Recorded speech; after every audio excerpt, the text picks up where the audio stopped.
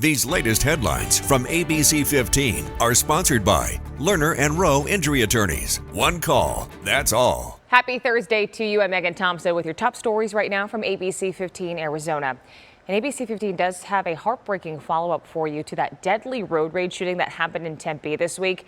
And adding to the heartache this morning, we're now learning 3 children, all under the age of 10, witnessed that deadly confrontation. According to court paperwork, 46-year-old Dustin Jackson honked at a Challenger whose driver, 29-year-old Jason Bevan, stopped in front of Jackson's truck, got out, and walked to the door.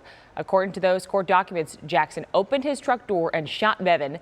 Investigators say he was unarmed, but Jackson reportedly told police he saw the victim reach behind his back. Mr. Jackson has asserted that his actions were justified in self-defense. The Form 4 supports that and supports that the other individual, the decedent, was the initial aggressor in this case. Now, Jackson is charged with first-degree murder. His next court date is on Tuesday. And as we continue to track the latest on a deadly double shooting in Scottsdale, police have now identified the victims found shot in their car near Frank Lloyd Wright and Shea Monday night. Police say 20-year-old Ramon Moraga and 21-year-old Nadia Michlevitz were found shot in their car after it crashed into a ditch. Scottsdale police are still working to identify a suspect in this. A Yavapai County man sentenced to 9 days in prison for pointing a laser at Air Force planes. Federal prosecutors say in October of 2021, 56-year-old Glenwood Bringle aimed a laser pointer at 2 F-16 fighter jets while the pilots were conducting training exercises in the desert area near his home. Authorities say the lasers interfered with the pilot's ability to see and the ability to fly those jets. Priced out, turning now to the housing crisis in the valley. Our team confirming that eviction filings are still high in Maricopa County. We did search through the numbers and found that in the month of June, there were over 7,000 eviction filings. Officials tell us that if that trend continues, we will end up with around 85,000 filings. That number would be second to last year's number of over 87,000. Now to a brand new Operation Safe Roads report. The 4th of July holiday weekend is all about fun and fireworks, but it's also important to keep safety top of mind. The Arizona Game and Fish Department saying in recent years, July 4th has seen the most off-highway vehicle deaths. Our news partners in Tucson speaking with a UTV shop technician who is encouraging people to use helmets, seatbelts, and wrist restraints. Other than, staying strapped in and stuff, just being aware of the trail and the vehicle. Because, turning too tight when you're carrying too much speed, that can get you in a bind real quick. Safety experts stress the importance of a helmet, which is required for minors and also urges you to not drive impaired. And if you are a registered owner of OHVs, ADOT now requires you to take a free safety course.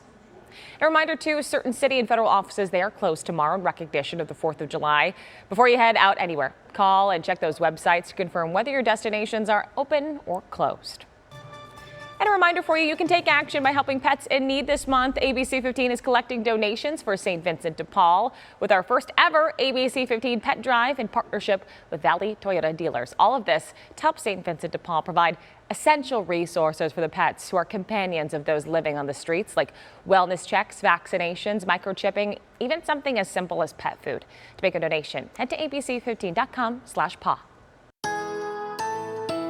Tracking your most accurate forecast on this Thursday. I'm meteorologist Jorge Torres. A muggy start to the morning thanks to all the rain we had last night across the valley. Therefore, temperatures are only going to be in the mid-80s at 8 o'clock, mid-90s at noon, and forecasting highs barely above 100 degrees. That's 6 degrees below the seasonal average of 107. Not only that, we're still forecasting the slight chance for a few monsoon storms. Not as great as yesterday, but it is there. Highs in northern Arizona staying in the mid-70s for areas like Flagstaff and Heber. Show low 80 degrees, same in Window Rock, with 90s and lower 100s across most of the lower deserts. But again, there is that chance for a few monsoon storms later this afternoon. Not as great as yesterday, and we're not forecasting severe storms for at least the time being. Your 7-day forecast showing a drying and warming trend, though, beginning for the 4th of July, which is tomorrow already, on the high of 104. 110 plus beginning Sunday, though. Flagstaff, chance for storms today, still very high at 80% with highs in the 70s. Then drying out slowly for Friday and the weekend with highs back in the lower 80s. For the latest headlines, weather, and traffic, head to abc15.com or you can download the free ABC15 mobile app.